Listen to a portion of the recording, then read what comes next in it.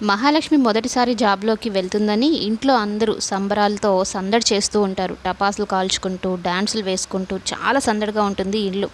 అయితే అది చూసి ఓర్చుకోలేని నారాయణరావు వాళ్ళ అన్న మెడలు తిరిగినవాడు, "ఏంట్రా అంత సంతోషపడుతున్నారు? ఆ అమ్మాయికి మీ గురించి తెలియక మిమ్మల్ని నమ్మి ఆ ఇంట్లో ఉంటుందిరా. మీ గురించి గాని తెలిస్తే ఎప్పుడో పారిపోయి ఉండేదిరా" అంటూ మాట్లాడితే ఇక నారాయణరావు కోపమొచ్చి ఇక వాళ్ళ అన్నని అక్కడి నుంచి తరిమేసేలాగా చేస్తాడనమాట.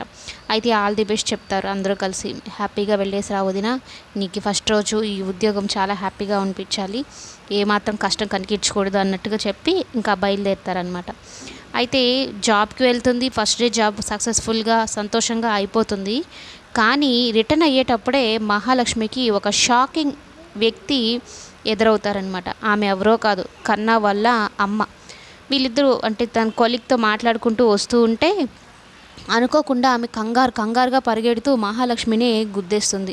"క్షమించమ్మా, క్షమించమ్మా" అనగానే ఇక మహాలక్ష్మి ఆవిడని చూస్తుంది. చూసి ఒక్కసారిగా షాక్ అయిపోతుంది.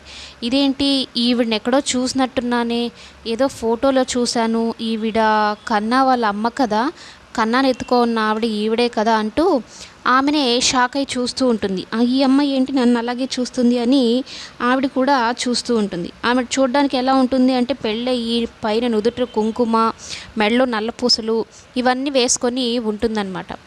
ఇక ఇదేంటి నారాయణరావు పెళ్లి చేసుకున్న ఆవిడ కదా, ఈ మళ్ళీ ఇప్పుడు వేరే దగ్గర ఉంటుందా ఏంటి, అసలు ఏందో కనుక్కుందాము అని చెప్పని ఇంటికి వెళ్ళిన తర్వాత అందరూ భోజనాలు చేసిన తర్వాత ఇక అందరి ముందర అడగకుండా, ముఖ్యంగా కన్నా ముందర అడగకుండా నారాయణరావు బయట కూర్చోన్నప్పుడు "మిమ్మల్ని ఒక మాట అడగొచ్చా" అని అడుగుతుంది. "చెప్పమ్మా, నువ్వు అడిగితే నేను ఎందుకు చెప్పను" అంటే, "కన్నా వాళ్ళ అమ్మ ఎక్కడుంది" అని అడుగుతుంది.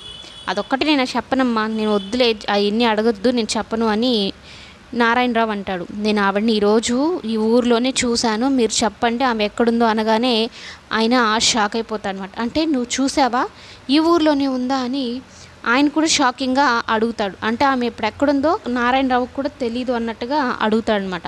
"నేను ఈరోజు చూశాను కన్న వాళ్ళ అమ్మని" అంటే, "ఎవరినో చూసుంటావేమో అనుకున్నా కూడా లేదు లేదు నాకు గుర్తుంది, ఆవిడేనో ఆ ఫోటోలో ఉన్న వ్యక్తిని నేను చూశాను ఈరోజు" అని చెప్పగానే "అసలు ఏం జరిగిందో చెప్పండి మీరు" అంటే ఆయన ఇంకా గతానంతా గుర్తు చేసుకుంటూ బాధపడుతూ ఉంటాడు. మహాలక్ష్మికి అయితే నిజం చెప్పడు.